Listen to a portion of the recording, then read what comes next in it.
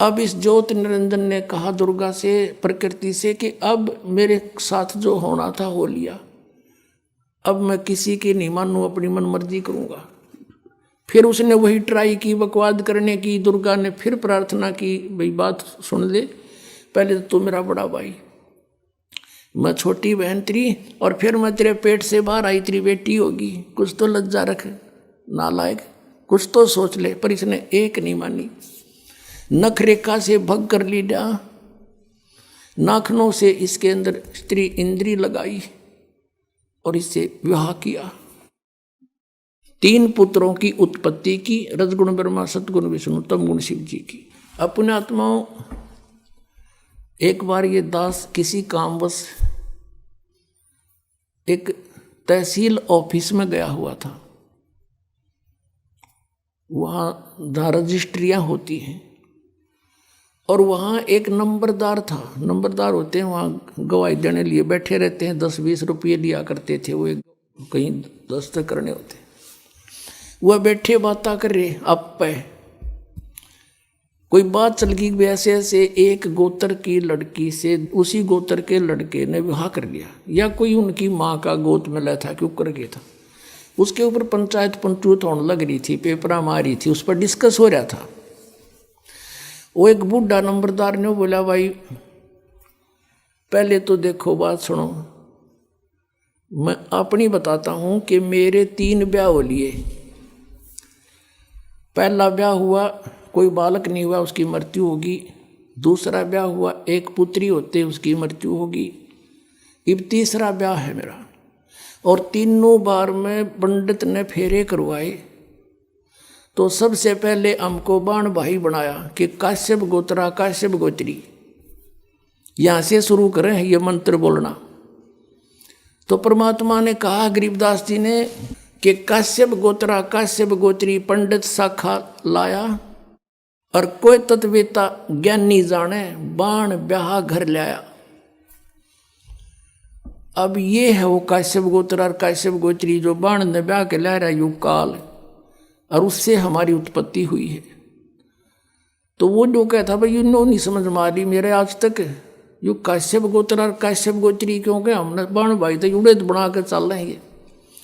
तो अब परमात्मा ने बताया कि काश्यप गोत्रा काश्यप गोत्री, ये कहते से पर इन्हें पता खक भी नहीं ये किस लिए बोल रहे हैं, किसके विषय में कह रहे हैं। काश्यप गोत्रा काश्यप गोत्री पंडित शाखा लाया, और कोई तत्वेता ज्ञानी जाने बाण ब्याह घर लाया। अब पुण्यात्माओं, अभी तक पहली बार कोई व्यक्ति, कोई श्रद्धालु इस कथा को सुनता है।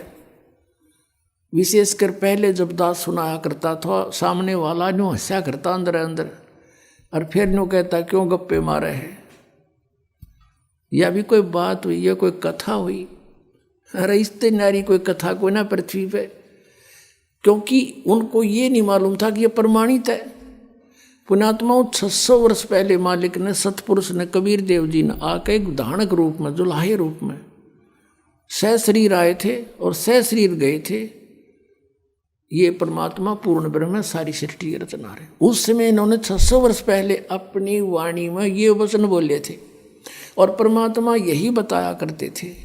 लेकिन ये ब्राह्मण लोग, यानी हमारे ऋषि गुरु पवित्र हिंदू धर्म के, इस बात की घनी काली मान गए कि ये झूठ बोलता है, ब्रह्मा विष्णु महेश नासवान है, इनकी माता है, इनका पिता है, ये तो अजर व अमर है, सर्वेश्वर है, महेश्वर है, किसी ग्रंथ में नहीं लिखा है।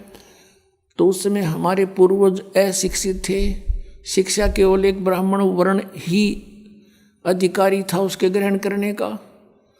तो उनकी दाल गली रही, और परमात्मा 600 वर्ष आए थे पहले। यदि वो उस समय ये टांग ना अड़ाते, हमें मिसगाइड नहीं करते, तो हमें सारा काम सुलझा सलझा मिलता आज के दिन। आज दास के साथ जो इतना संघर्ष चल रहा है, इतनी परिश्रम कर रहा है, 4-4 घंटे सत्संग, 5-5 घंटे सत्संग, और फिर सदग्रंथों को पढ़ना, उनको निष्कर्ष निकाल के आपके समक्ष करना, ये नहीं करना पड़ता।